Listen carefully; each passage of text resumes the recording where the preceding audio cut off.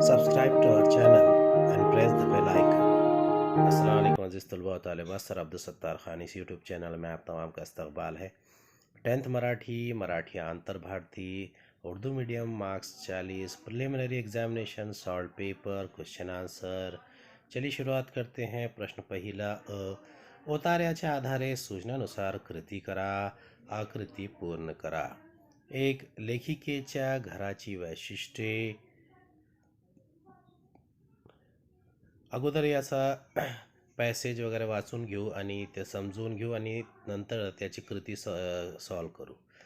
मी सिंधुताई सपकाळ, मला लहानपणी सगळेजण चिंधी म्हणत, चिंधी अभिमान साठे। माझा जन्म 14 नोव्हेंबर 1948 रोजी नवरगाव फॉरेस्ट येथे झाला। माझ्या वडिलांना अन्याजी म्हणायचे। आमचे घर छोटेसे पण छान होते। अंगणात गुरे गाई म्हशी होत्या। मी रोज म्हशी घेऊन शाळेसमोरून जात असे। त्या शाळेचे नाव होते बुनियादी ग्रामशाळा पिंपरी मेघे, आर्वी रोड, जिल्हा वर्धा। शाळा म्हणजे एक भला मोठा हॉल होता, धान्य ठेवायला गोडाऊन बांधतात तसा।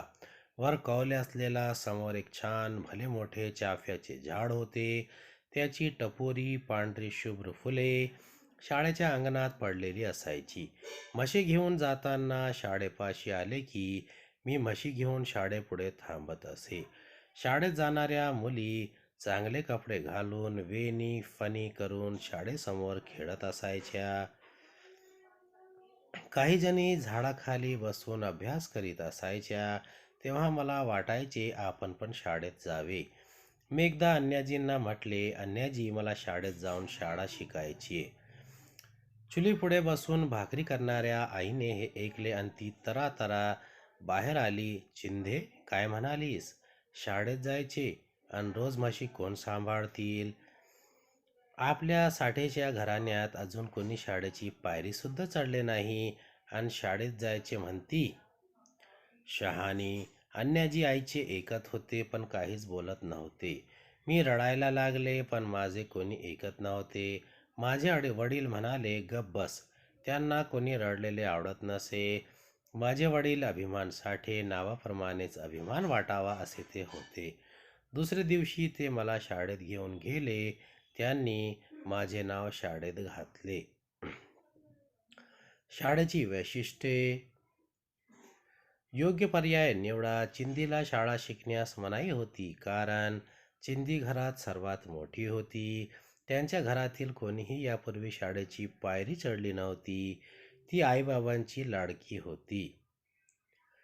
उत्तरे, पहिलीचे उत्तर आहे लेखिकेच्या घराची वैशिष्ट्ये। छोटेसे व छान घर, अंगणात गुरे गाई म्हशी। दुसरा, शाळेची वैशिष्ट्ये। गोडाऊन सारखा एक भला मोठा हॉल, शाळेवर कौले होती, शाळेसमोर छान भले मोठे चाफ्याचे झाड, शाळेच्या अंगणात फुलांच्या सडा। दुसऱ्यांचं उत्तर आहे चिंधीला शाळेत शिकण्यास मनाई होती कारण त्यांच्या घरातील कोणीही यापूर्वी शाळेची पायरी चढली नव्हती। कृती 4, स्वमत कृती। लेखिकेच्या आईने लेखिकेला शाळेत शिकण्यास मनाई केली, याबद्दल तुमचे मत मांडा। याचं उत्तर आहे साधारण 70-75 वर्षापूर्वी महाराष्ट्राचा ग्रामीण भाग शिक्षणाच्या दृष्टीने प्रगत नव्हता। शेतकरी वर्गातील माणसांना खूप कष्ट उपसावे लागायचे, त्यासाठी मनुष्यबळ कमी होते।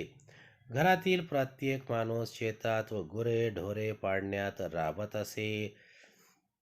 माणसागणिक कामे वाटलेली असत, त्यातून मुलींचे शिक्षण करणे हे प्रथेला धरून नव्हते। मुलींना शिकवणे दुरापास्त होते। लेखिकेच्या आईच्या बोलण्यात हीच मानसिकता व्यक्त झाली आहे। तिला घरची कामे व शिक्षण यामधून घरची कामेच निवडावीशी वाटली। अर्थात शिक्षणापासून वंचित ठेवण्याची मानसिकता चुकीची आहे, हेही तेवढेच खरे। प्रश्न पहिल्याचा आहे उताराच्या आधारे सूचनानुसार कृती करा, आकृती पूर्ण करा। मॉरिशसच्या चौरंगी ध्वजाचे रंग। भारतीय वंश सोडून मॉरिशसमध्ये झालेले मॉरिशसमधील इथले मॉरिशन। पोर्ट लुई ही मॉरिशसची राजधानी, तिथे कुली घाट आहे. पोर्ट लुईच्या बंदरात जिथे भारतीय लोक उतरले तोच हा कुलीघाट. कलकत्ता, कोलकाता, मद्रास, चेन्नई, मुंबई बंदरावरून जे लोक पोर्ट लुईच्या बंदरात उतरले त्यातील कोणीच भारतात परतले नाहीत. ते सर्वजण मॉरिशसमध्ये स्थायिक झाले. आपल्या रक्ताने घामाने त्यांनी उसाचे मळे शिंपले.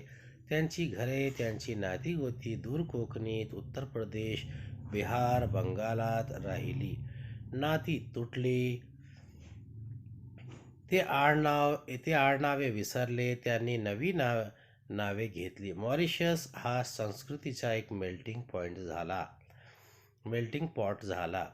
चित्रविचित्र मोझाईक झाला. अष्टदिशातल्या लोकांनी हातात हात घालून काम केले. त्यांच्या श्रमाने देश समृद्ध झाला.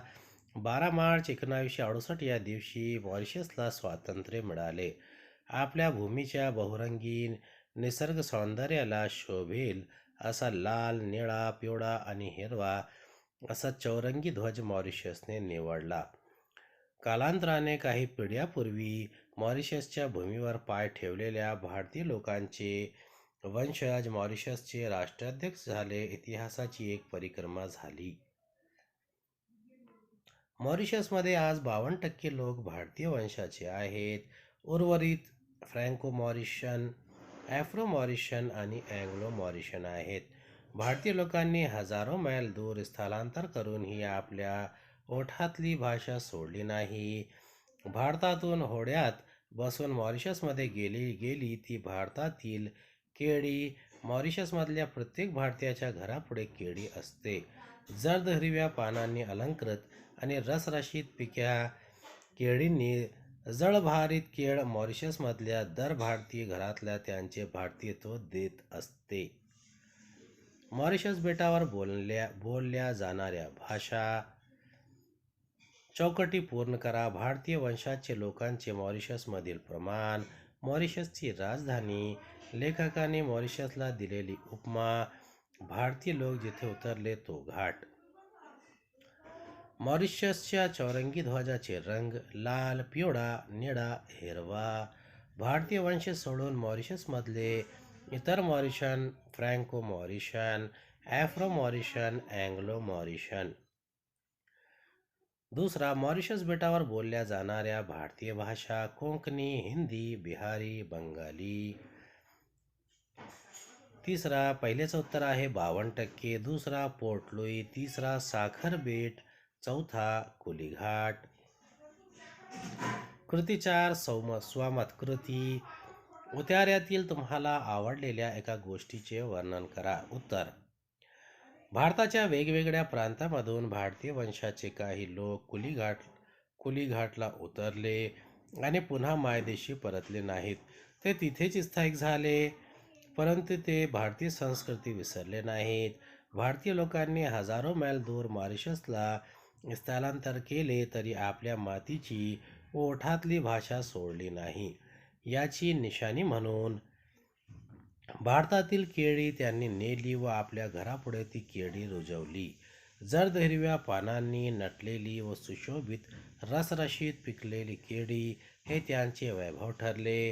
ही वजनदार व सुंदर केळी मॉरिशसमधल्या प्रत्येक भारतीय घराला त्याचे भारतीयत्व देते आहे. ही गोष्ट मला सर्वात आवडली. प्रश्न दुसरा. कवितेच्या आधारे सूचनानुसार कृती करा. आकृती पूर्ण करा. अभंगात उल्लेखलेली फुले व फळे. केकतीला काट्यांचे वेडे, भित्री निपजती केवडे, तैसे साधूचे शब्द गाडे, परोपकारा लगी फणस सर्वांगी कांटवले. भित्री महागोडीने कोंदले, तैसे साधू हृदय झाले.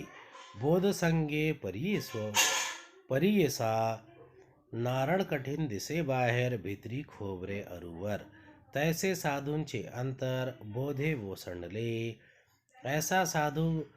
ऐसा सद्गुरुशी धरा भाव, तो कैसा करावा उपाव, शेख मोहम्मद सांगती सेव सभे श्रोत्यांप्रती. साधूच्या मनाला दिलेल्या 3 उपमा.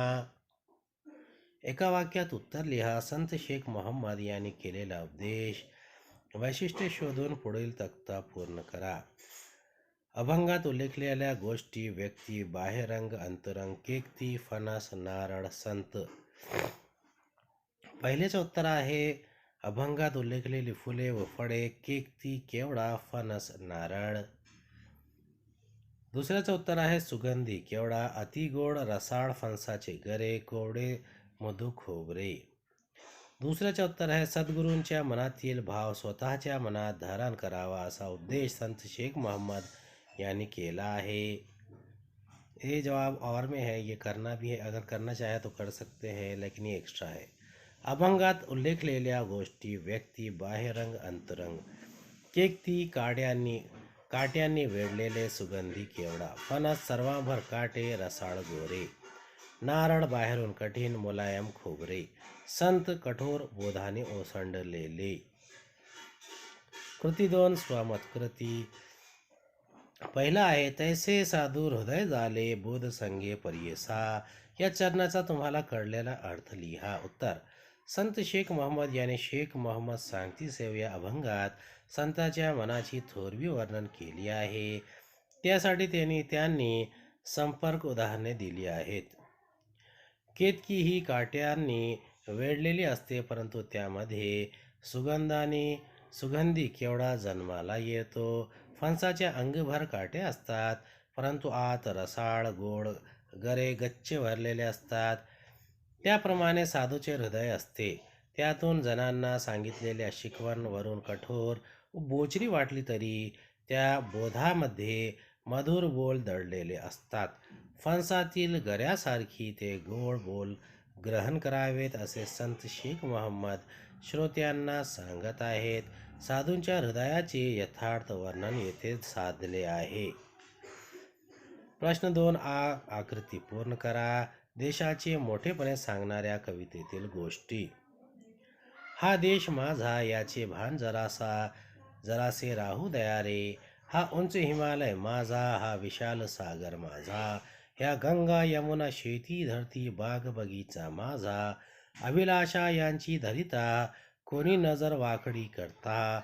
या मरण दया वा स्फूर्ण आपल्या बाहू पाहू दया रे. जे हात उत्सुकलेले दगडांच्या वर्षावाला, रोखा ते लावा कार्याला या देशाच्या प्रगतीला. हे बंद करा उत्पात, थांबवा आपुला घात. सामर्थ्य न जावं व्यर्थ, काहीसा अर्थही येऊ दया रे.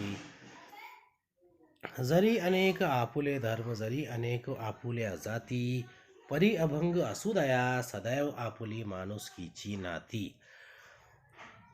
दया सर्व दूर ललकारी, फुंकारे एक तुतारी. संदेश रोष जी, द्वेष मनातील राहू दया रे. योग्य पर्याय निवडा. तुमचे बाहू स्फूर्ण पाहू दया. इसके ऑप्शन है 1 दुसऱ्याला मदत करण्यासाठी, 2 समाज कार्य करण्यासाठी, 3 देशाकडे वागड्या नजरेने बघणाऱ्या धडा शिकविण्यासाठी, 4 देशातील लोकांना सामर्थ्यशाली बनवण्यासाठी. 2 कवीच्या मते उत्सुकलेल्या हातांनी काय करावे. ऑप्शन आहे 1 शैक्षणिक कार्याला प्रोत्साहन द्यावे, 2 देशाच्या प्रगतीसाठी कार्य करावे, 3 सत्कार्याला प्रोत्साहन द्यावे, 4 हातांची उत्सुकता तशीच ठेवावी.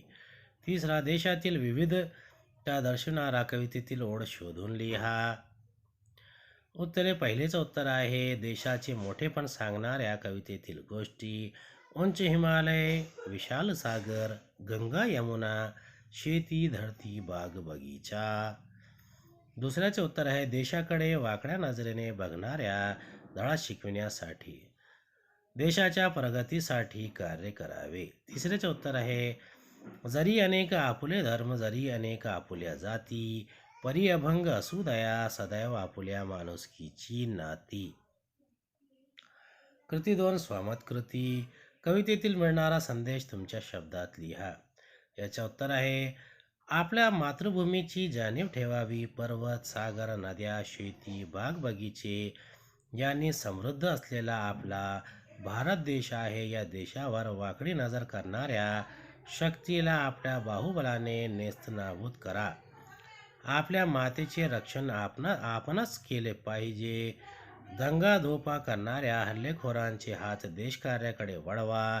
दंगली करण्यात शक्ती वाया दवडण्यापेक्षा आपल्या सामर्थ्याला योग्य दिशा द्या. विविधतेत एकता, सर्वधर्म समभाव या मूल्यांचा जय जयकार करा. मनातील द्वेष व राग वाहून जाऊ द्या. देशप्रेम जागृत ठेवा. अशा प्रकारचा मोलांचा संदेश या कवितेतून मिळतो.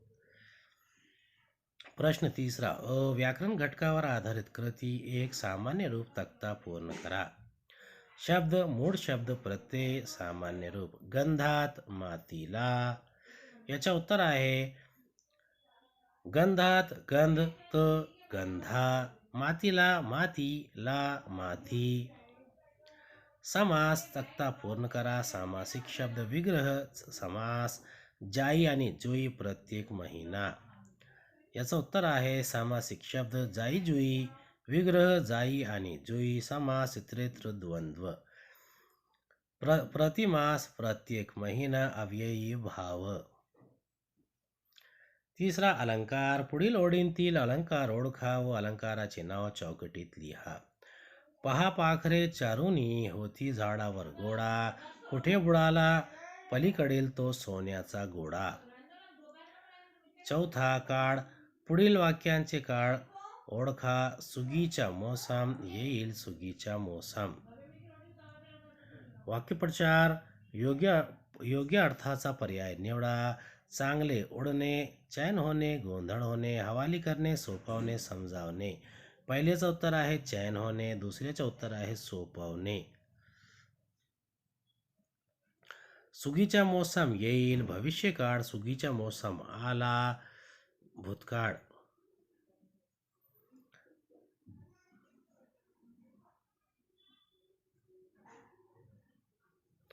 प्रश्न तिसरा. भाषिक घटकावर आधारित कृती. शब्द संपत्ती. पुढील शब्दांतील अक्षरापासून 4 अर्थपूर्ण शब्द बनवा. कमतरता. याचं उत्तर आहे कमतरता, कर, मत, तर, ताक. प्रश्न दुसरा आहे विरुद्धार्थी शब्द लिहा. धनी, काळ्या, सुगंध, सुदैव. याचे उत्तर आहे धनी नोकर, काळ्या गोऱ्या, सुगंध दुर्गंध, सुदैव दुर्दैव. लेखन नियमानुसार लेखन करा. पुढील शब्द अचूक लिहा. सुगी, हिरवा, अंगण, सुगंध. याची उत्तरे आहे सुगी, हिरवा, अंगण, सुगंध. प्रश्न चौथा. पुढील कृती सोडवा. एक पत्र लिखाण. जागरूक नागरिक या नात्याने फॅन्टसीलँड उद्यानासमोरील रस्त्यावर नवीन सिग्नल यंत्रणा बसवून देण्याची मागणी करणारे पत्र लिहा. माननीय वाहतूक अधिकारी यांना लिहा. उत्तर. दिनांक 15 सप्टेंबर. प्रति माननीय वाहतूक अधिकारी, वाहतूक विभाग, सोलापूर. विषय नवीन सिग्नल यंत्रणा बसवून देण्याची मागणी करण्याबाबत. महोदय, व्ही आपल्या शहरातील फॅन्टसीलँड उद्यान अलीकडे सर्वांसाठी खुले करण्यात आले आहे. उद्यानासमोरच्या रस्त्यावर दिवसभर वाहनाच्या ये जा सुरू असते. त्यातच रस्त्यावरची जुनी सिग्नल यंत्रणा बऱ्याच दिवसापासून नादुरुस्त आहे. गेले काही दिवस उद्यान परिसरात नागरिकांना वाहतूक कोंडीला समोर जावे लागत आहे. अशा परिस्थितीतील लहान मुले व वृद्ध यांनी रस्ता ओलांडणे धोक्याचे झाले आहे. सिग्नल यंत्रणा बंद असल्याने अपघात होण्याचीही शक्यता आहे.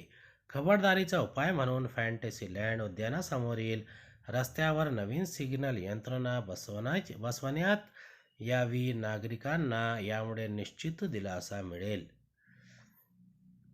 तसदीबद्दल क्षमास्व. आपला कृपाभिलाषी ब क नाथ निवास, 560/32 डाक बंगला, दक्षिण सदर बाजार, सोलापूर. पुढील उतारा वाचा व त्याच्या आशयावर 5 प्रश्न तयार करा. चांदण्यासारखे फुलांचे घोसच्या घोस कडुनिंबाने माथी माडले आहेत. फांद्यातून हिरव्या कंच कैऱ्या खाली झेपावण्यासाठी अधीर होऊन लोंबकळत आहेत. तो पहा पांगारा भर उन्हात लाली लाल होऊन फुलला आहे वेडा. पण तोच कशाला हा अशोक काय नि ही काटेसावरी तरी काय. हा खुरचाफा हा शिरीष हा मोगराणी ही रातराणी सगळेच कसे रंगात आले आहेत. फुलण्याचे वेळाने जणू झपाटलेले आहेत. रंगगंध उधळण्यात नादात दंग आहेत. ही तर झाडेच पण कशी स्वतःला उधळून देणारी झोकून देणारी हातचे राखून न ठेवता मुक्तपणे फुलणारी. यापेक्षा वेगळे प्रश्न तयार करा. म्हणजे हे प्रश्न आपण तयार केले आहे हे याचं उत्तर आहे. पहिला आहे चांदण्यासारखे फुलांचे घोस कशाला म्हटले आहे. 2 फांद्यातून अधीरपणे काय लोंबकळत आहे. 3 लाली लाल होऊन फुलणारे कोणते झाड आहेत. 4 झाडे कशाच्या नादात दंग आहेत. 5 झाडांचे वैशिष्ट्य कोणते. दिवाळीची सुट्टी छंद वर्ग नाट्य याचा जाहिरात आपण काढली आहे. तिसरी घंटा नाट्य छंद वर्ग दिवाळीचे सुट्टी अभिनयाशी गट्टी लेखन दिग्दर्शन अभिनय तज्ज्ञांचे विशेष मार्गदर्शन. चॉकलेटचा बंगला ये रे पावसा बालनाटिकेत संधी नाटकांची आवड जोपासण्याची म्हणता. चला तर नाट्यछंद वर्गात आजच प्रवेश घ्या. वयोगट 5 ते 15 वर्ष. संपर्क व नोंदणी natyachandvarg@gmail.com. 2 म्हणजे बातमी लेखन आहे. शहरात डेंग्यूचा वाढता फैलाव, मनपाकडून आरोग्य तपासणी उत्तर आमच्या वार्ताहराकडून. दिनांक 9 सप्टेंबर. डेंग्यूपासून बचावात मनपाचा पुढाकार, शहराची आरोग्य तपासणी सुरू. 8 सप्टेंबर. भिवंडी. दिवसेंदिवस डेंग्यूच्या रुग्णात वाढ होत आहे. महानगरपालिकेने शहरातील नागरिकांच्या आरोग्यासाठी पुढाकार घेतला आहे. आरोग्य तपासणी शिबिर सुरू केले आहे. यासाठी आरोग्य केंद्रे स्थापन करण्यात आली आहेत. डॉक्टर व नर्सेस डेंग्यूच्या उपचारासाठी सज्ज आहेत. पावसाळ्यात डेंग्यूचा फैलाव वाढत आहे. शहरातील नागरिकात घबराट पसरली आहे. मनपाने जनजागृतीसाठी हे पाऊल उचलले आहे. डेंग्यूसाठी करायच्या चाचण्या महाग असतात. आरोग्य तपासणी शिबिरात या चाचण्या मोफत केल्या जाणार आहेत. काही औषधेही माफक दरात उपलब्ध करून दिली जाणार आहेत. डेंग्यू आजारातील आहारासंदर्भात सविस्तर माहिती शिबिरातील डॉक्टरांकडून दिली जाणार आहेत. डेंग्यूचा नवीन रुग्ण आढळल्यास आरोग्य तपासणी शिबिरात तातडीने विशेष तपासणी केली जाणार आहेत, असे मनपा आरोग्य विभागाने आपल्या पत्रकात म्हटले आहे. पुढील शब्दात एकत्र गुंफून सुंदर कथा तयार करा. शेतकरी, आळशी मुले, सोन्याचा हंडा, भरघोस पीक. उत्तर कष्टाचे फळ. जयसिंग नावाचे एक शेतकरी फार मेहनती होते. जयसिंगना आपले शेत फार प्रिय होते. त्यांना 4 मुले होती. चौघेही प्रचंड आळशी.